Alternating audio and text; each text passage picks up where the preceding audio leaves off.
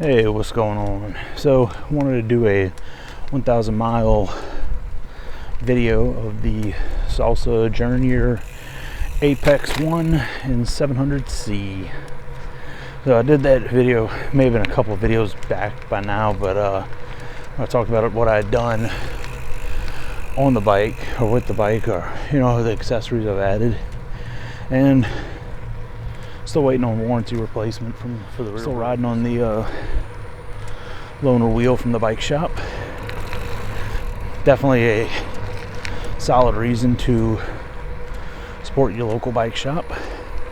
Online you might get a cost savings. You might get,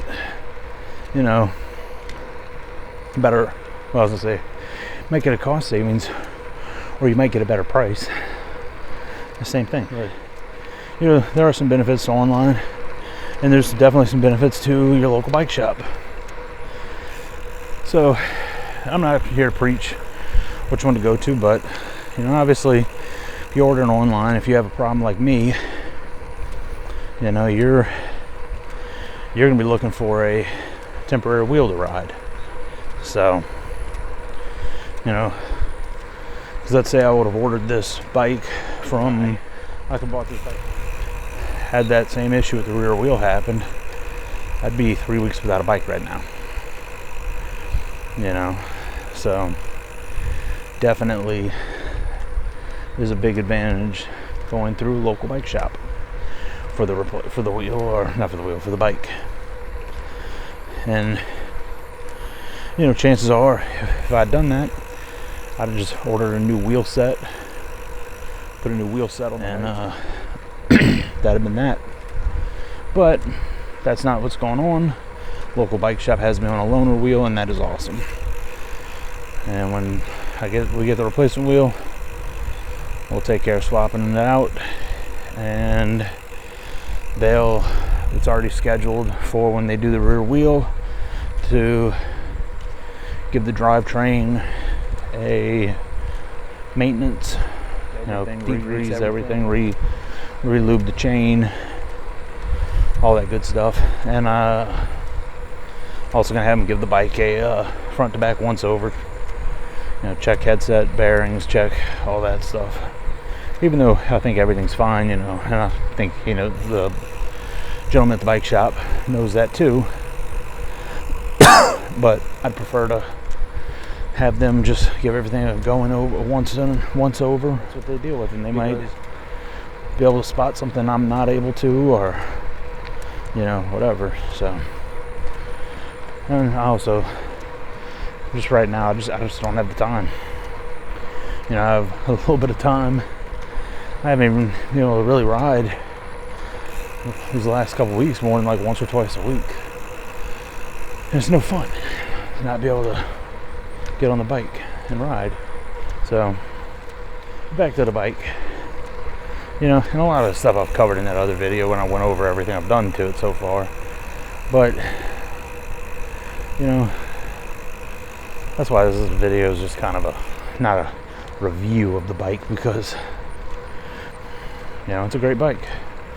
Now I will say, I guess if I had to pick something, it would be talking on the wheels, talking on the drivetrain.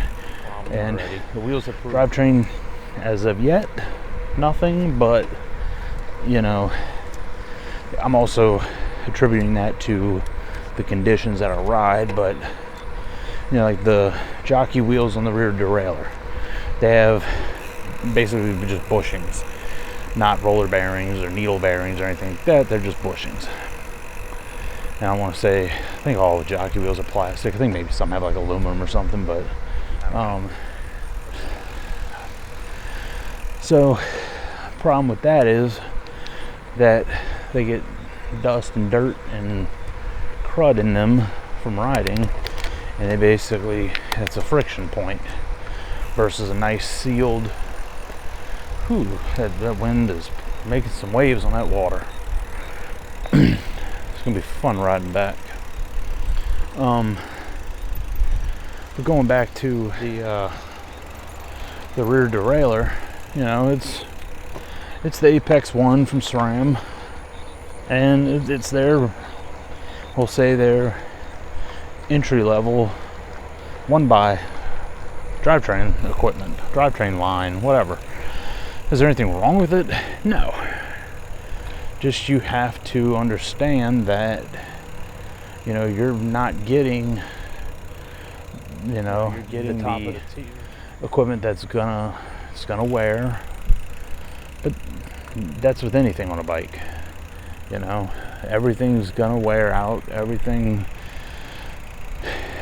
you know, but it may just, you may have to actually do maintenance on it more frequently than you would, you know, something that had different actual bearings in it. You still need to obviously go through it and maintain it and inspect things, and, you know, part in maintaining things. Don't let things get completely filthy and gummed up and expect it to be perfect. You know, you have to bring the bike, either bring the bike to the local bike shop or have the knowledge yourself to do those tasks. But I'm taking a little water break. So ultimately, yeah, a bike can be pretty reliable. Components can be very reliable. You just have to do your due diligence in maintaining those components.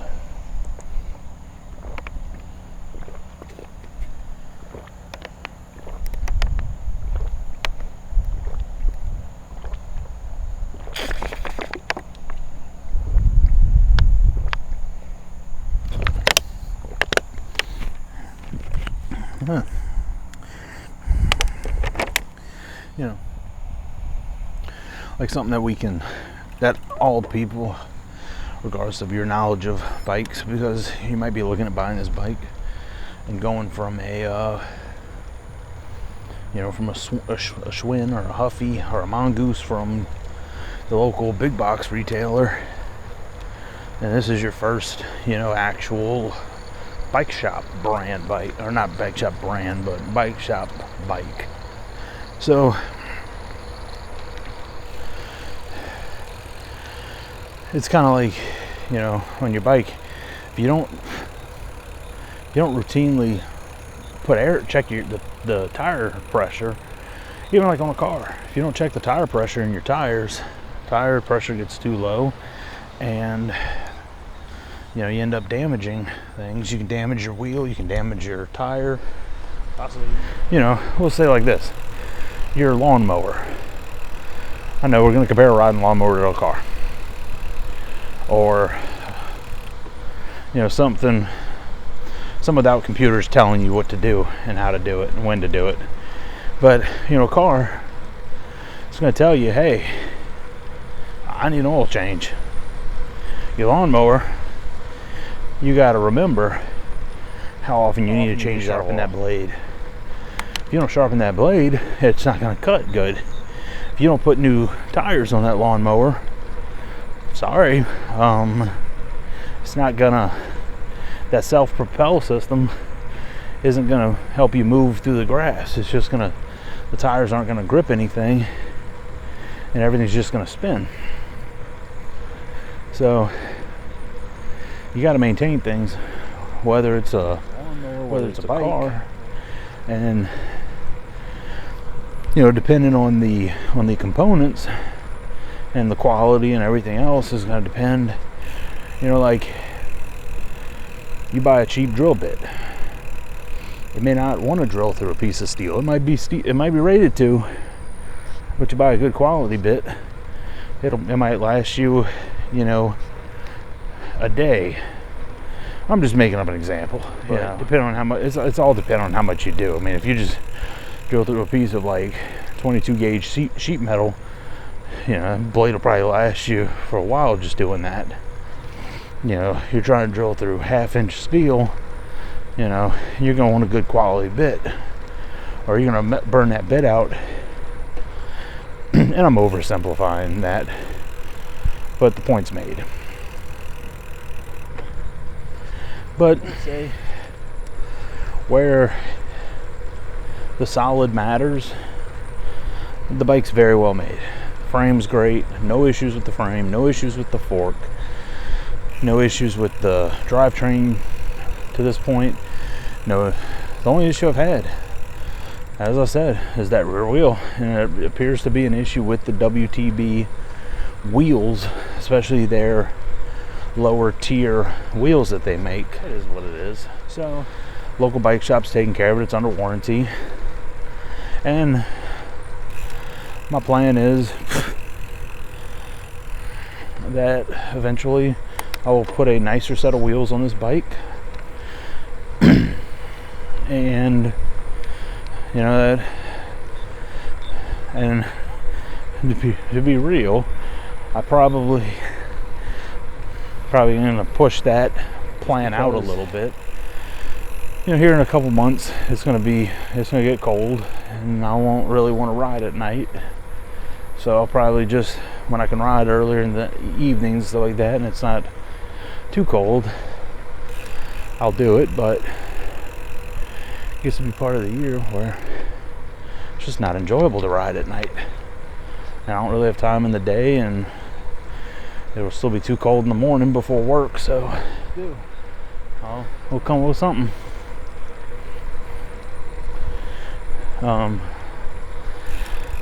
And I also had to get a new computer this week, unplanned, but you know, with doing classes for school this semester, kind of need a computer that will reliably be able to get my schoolwork done, and so had to do the upgrade. It is what it is.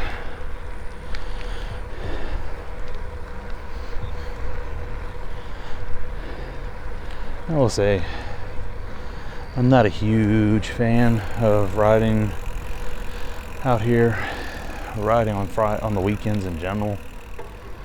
You know, like, you just got so many people out and about, and it's kind of like around these like little park kind of areas. There's actually a boat launch in there, but there's a little park, and you have just, I'm not a fan of large gatherings of people, but there's like, you know, a couple people out there hanging out. But I mean, like on the weekend you might be able to hear it, you might not. But you got kids on the play equipment with their parents and stuff like that, or maybe they're just playing and the parents are the ones all playing soccer. So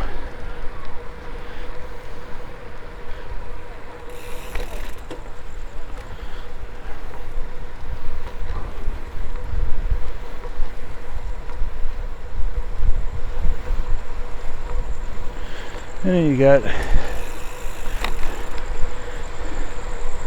people that kind of hang out, like I'm sorry, when I was those kids' age, at 11 on a Friday, I was at home. But, you know, also, none of my friends, because that looks like probably freshmen in high school, 8th graders maybe. And it's like, I know dang well at that age, I was not out and about without my parents. Not without my parents, but 11 on a Friday, long been in the house. I think I was like 9 o'clock, you had to be inside. And when I was that age, my friends in the neighborhood, because mom was a school teacher, my friends that I hung around with, and you know, they were like a year or two younger than me, so but it was like they can only stay up till 7:30 or something like that, or 8.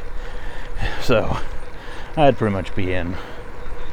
You know, because when your friends already have gone in for the night, it's kind of like, you know, You make one extra pass around the neighborhood. Okay, any of my friends still outside? Any of them like in the garage putting their bike away, and I can like go talk to them for like 20 minutes because they're home, they're inside. The logic of an adolescent mind, you know. That's why, like, I was talking with my dad earlier, and you know, I really think that people are out here not year round. They're out here year round. I really feel like that there are people using this trail at all hours of the day. You know, like, you can see it's 11 o'clock right now, or you can't see, but I told you. And with that being said, you know, it's 11 at night, and they're out there. Plenty of people hanging out by that boat launch park area.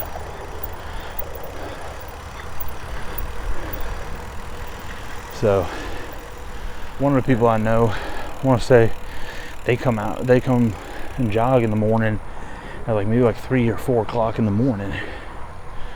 And I've had a few times where, you know, 10:30, 11 o'clock, definitely need to adjust the, there's a name for it, but it's so your caliper, basically one side pushes in, and the other side is basically a fixed piston. I think that's what it's called. But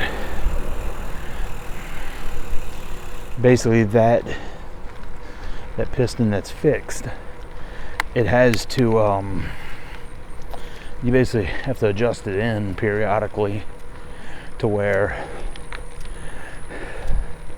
it's basically right on the rotor, but not making contact. Kind of got to do like that.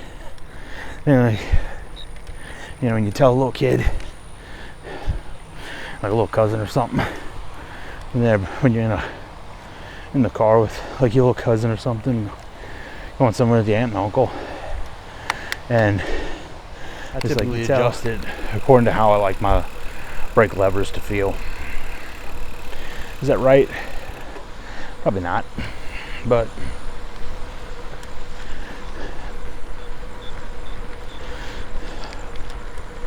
I don't like my brake levers to be like, as soon as you touch them, you're engaging the brakes.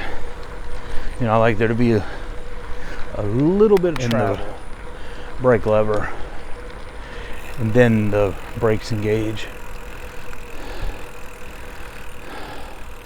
I'm trying to see what kind of critter that was. I can see its eyes in the grass, but I couldn't see what it was. Seen quite a few possums tonight. So that's my thing is, you know, obviously things like the derailleur has to be adjusted a certain way, you know, but brakes, you know, as long as you have brakes that will stop the bike properly, you know, I like to have a little bit of lever movement before I actually, you know, I feel like I have a little bit better control of the brakes that way. Now they're a little, they're in need of adjustment, because I'm getting probably half of my lever movement before I get, you know, any kind of pad touching. But, you know, I still have plenty enough brake to bring the bike to a stop on the downhills that I have on this path, and enough brakes to stop the bike at speed, so I'm good. Like I said, I'm good, but I do need to do the brakes. I need to adjust them. So, but not enough that I need to stop in the middle of my ride to make an adjustment.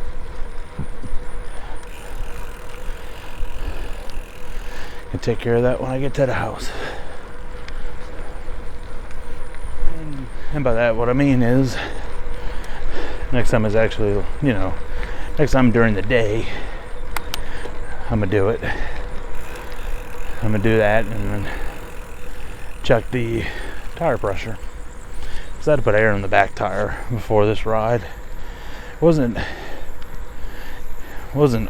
too low, but it was just a little bit more squish than I wanted. If I was doing like a gravel ride or single track or something like that, I'd probably say the pressure it had would probably be good. But being on this type of surface, what do you call this? Tarmac, asphalt, concrete, asphalt, paved surfaces. They're running a little higher air pressure. Like I usually run about 60 psi. I don't know what that is in other pressures. So, but yeah, I usually run them at about 60, maybe a little bit higher, between 60 and 65, 66 psi. The reason I say that is because I usually go to about 66 psi, and then I take my air chuck off of the tires. So I probably lose, in that process of taking the air chuck off and then screwing the cores of the Presta valves back in, probably lose a little bit of the pressure doing that. So I kind of overshoot my pressure, my target pressure, to then account for any air loss. That is one of the things that I don't know if it's like just the size of these tires, being that these are skinnier, like these are 700C by 38s, and my other bike had 29 by 2 or 2.1. We'll say 29 by 2 inch. So, and I didn't have any kind of like both bikes run tubes. Don't know whether I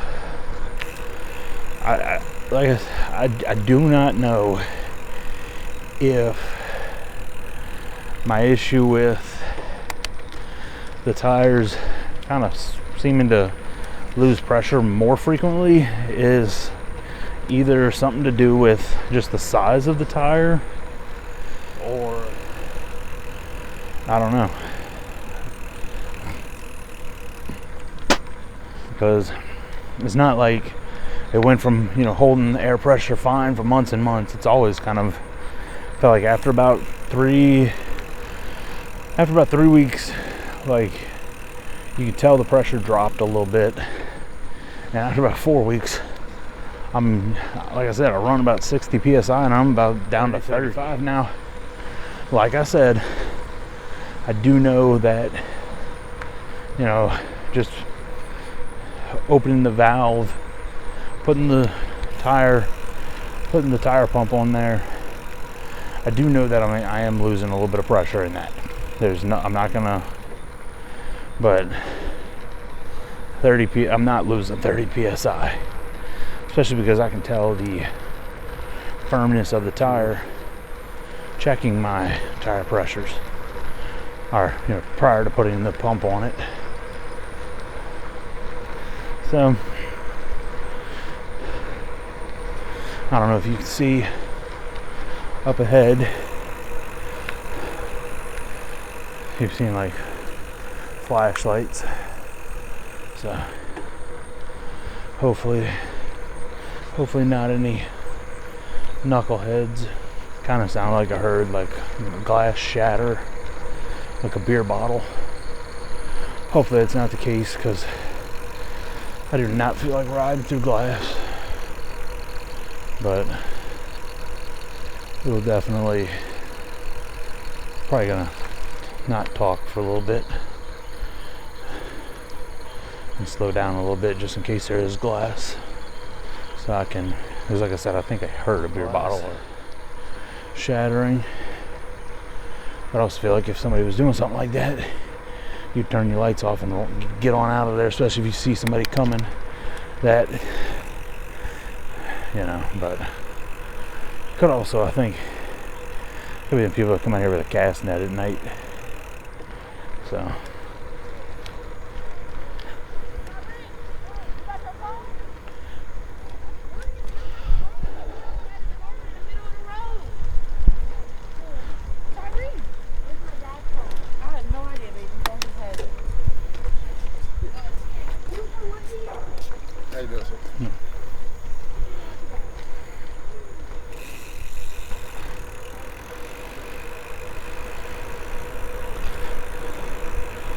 there's some people fishing. Good. I was worried people breaking glass up there. Like I said, that's what it sounded like I heard.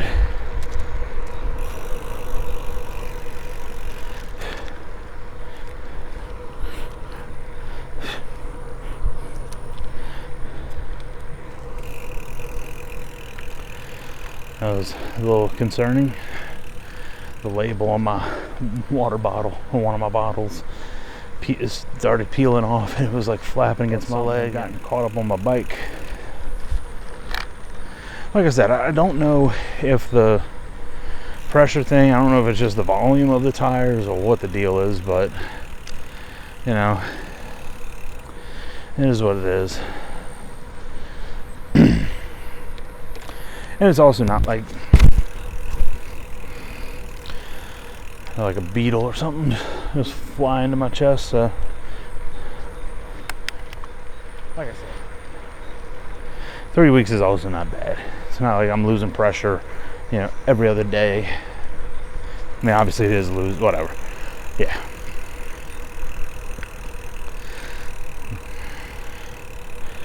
You know, and a lot of the other things on this bike, like, you know, I'm not a bike fit expert by any stretch of the imagination. I know as far as what I can tell, riding experience on this bike is that I am comfortable riding this bike now.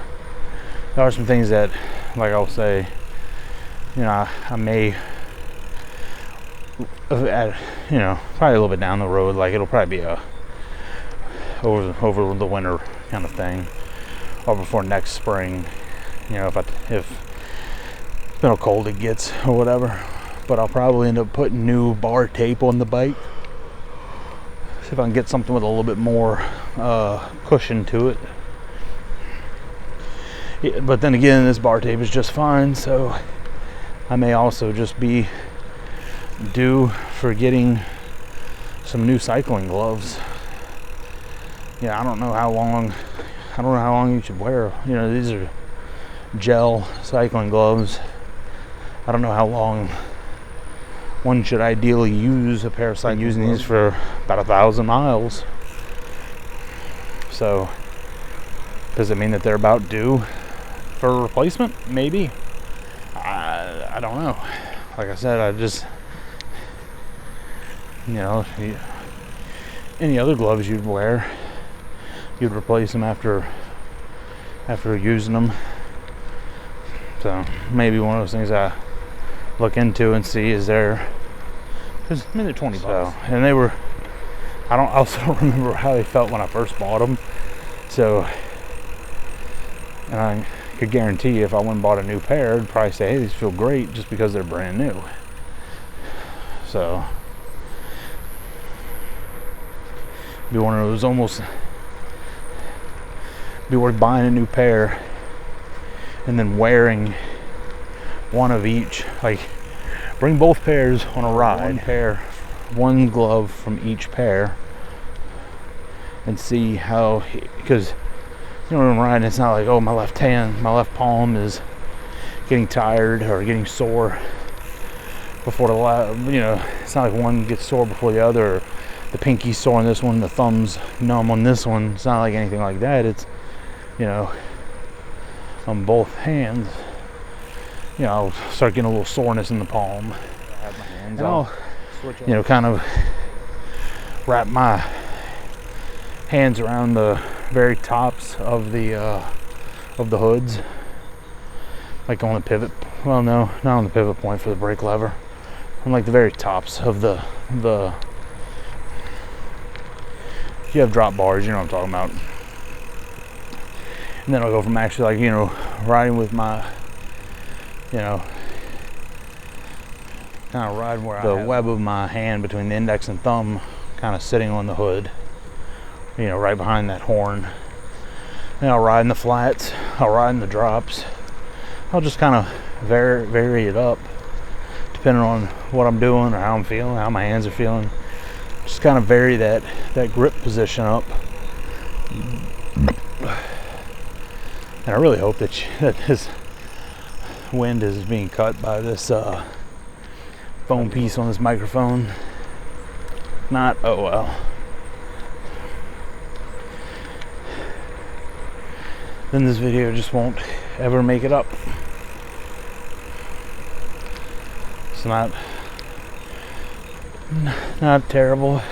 It is what it is.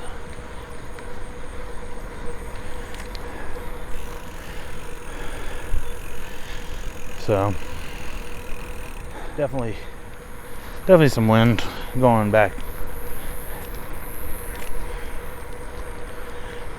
Not terrible, but also one of those, it's not enjoyable. The one thing I will say I notice is, and it may just be how I'm riding or whatever, I notice like my elbows will get sore. Might have to search into that. Could really just be ideal to just, you know, write my issues I have down and then, you know, talk to the bike shop about doing a bike fit. You know, obviously now that I've had the bike for a little while, and you know, that initial investment shock to the system is out of the way. Could be worth looking into doing a actual proper bike fit with this bike. You know, stem length to me feels fine, but might be like, no, your stem's too long or too short or too low or too high. Get that stem adjusted. It might help with get the angle of the bars and all that, and brake lever position, get all that adjusted to where it's, and it could also just be the riding positioning and my body weight.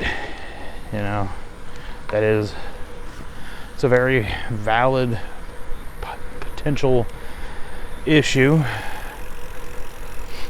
That's why I'm just kind of coming up with theories and stuff. Like I said, you know, that's all things that do play into this bike. And this is my viewpoints of the bike. You know, I don't have talking points. I'm not paid to say anything good, bad. I'm not even, you know, not a reviewer of bikes. I'm just an owner of this bike who's talking about how their first 1,000 miles have gone. You know, do I think my fit to this bike is good? Yes. I think the soreness just is lack of time in the saddle continually.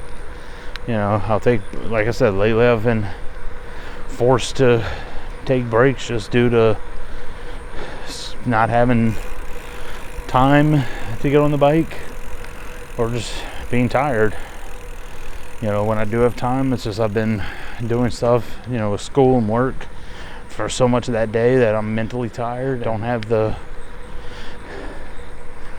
Just don't really have it in me to get on the bike. Now, should I just, you know, make that time and get on the bike and put in the miles? Absolutely. Is 1 mile better than 0? Yeah, absolutely. Anything's better than 0 miles. But sometimes you need to just take that break when your body says you need a rest. listen to your body and rest. You know, because what's the point of getting on the bike, putting in 10, 15, 20 miles, getting home, and just being absolutely exhausted from that?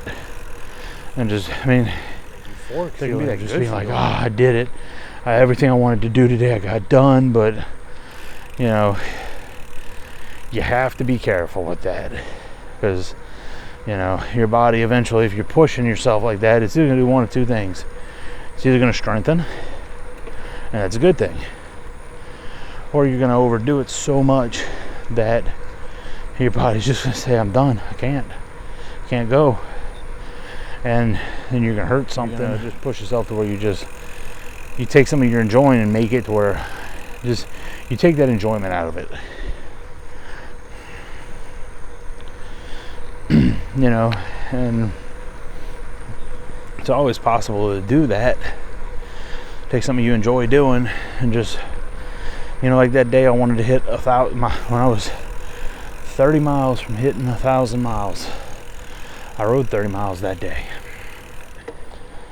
It was euphoric that I hit that 1,000 miles. When I saw that, you know, when I saw that number, I was happy. I was extremely pleased with myself.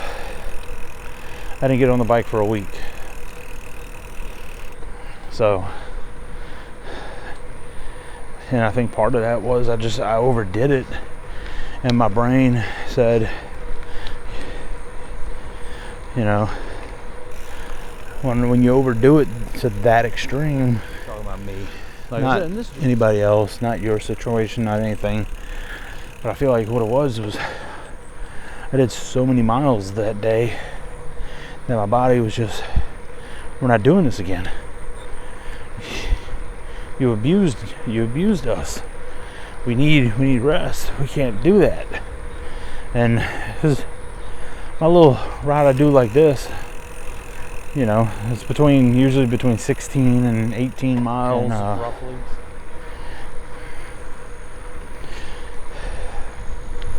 Like when I ride Tuesday, which actually means today is this side, not tonight's actually a short mileage. I think a mosquito or something got in my helmet again. The foam is just tickling a hair on my head, making me think there's a bug in my helmet. Yeah, we'll go with that.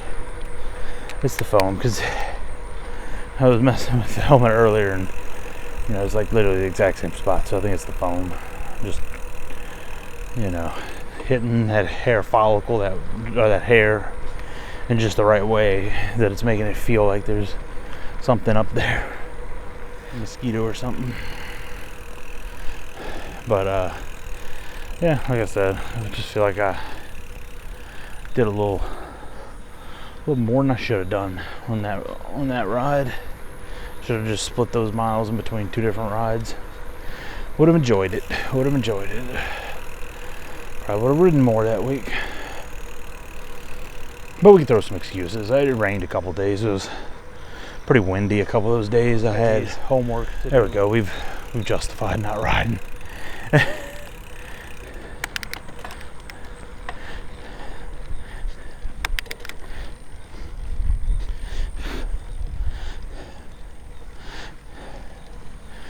Kind of makes me wish I had a horn on my bike. That sign, if you read it.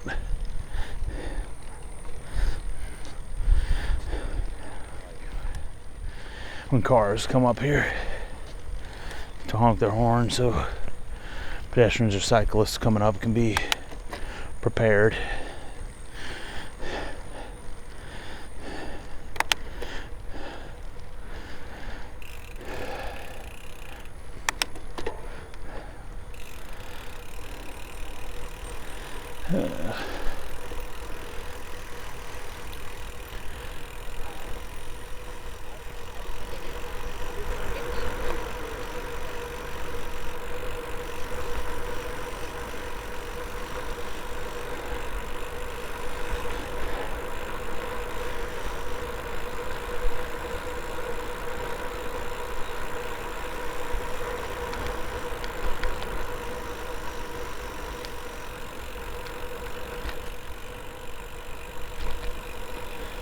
There we go.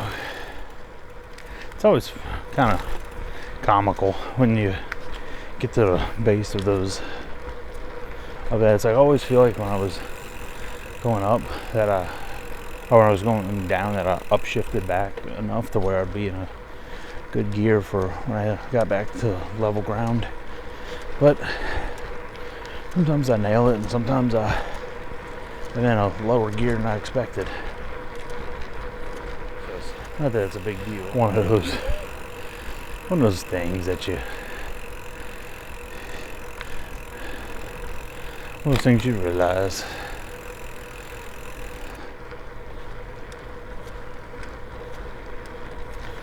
One thing I do frequently notice is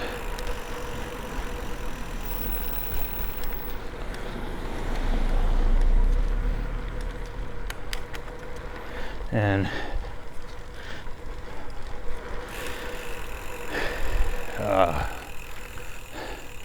especially with the heat lately and just the way the ground is around here, you know, it's very wet ground because you're so close to that lake.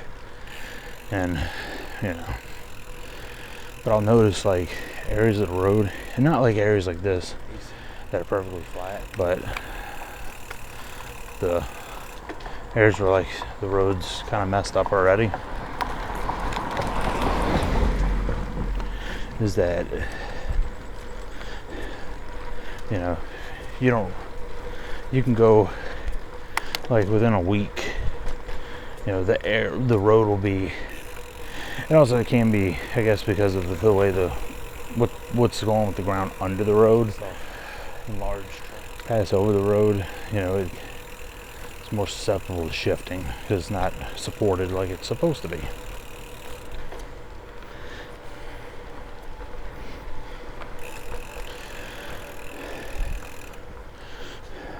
So, but what I was getting at is, you know, you ride a week apart, you can see like you know, areas of the road where you could cross in one spot because it was the broken up road wasn't as bad. It's like, you know, you wait a week and it'll be like, okay, you need to cross a little bit further left or right of that area.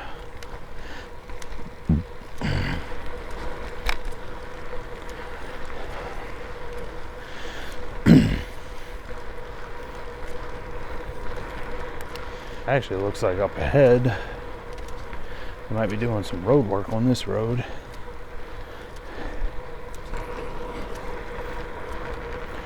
Which is good. Get some damaged sections of road replaced. See what it is, if that is what they're doing. I know they've been doing a lot with the like the sewage lift pumps. They'll bust out a huge, get in there, and I guess they're replacing the lift pumps or the valves or whatever it is.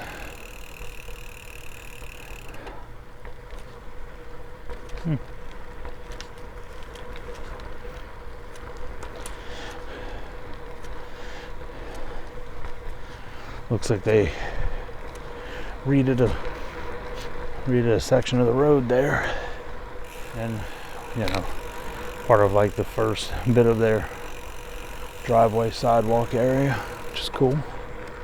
It's always fun. No fun for whoever lives there, because then it's like you gotta find some place to park your vehicles while they're doing all that. But hey, in the end you get a repaired driveway.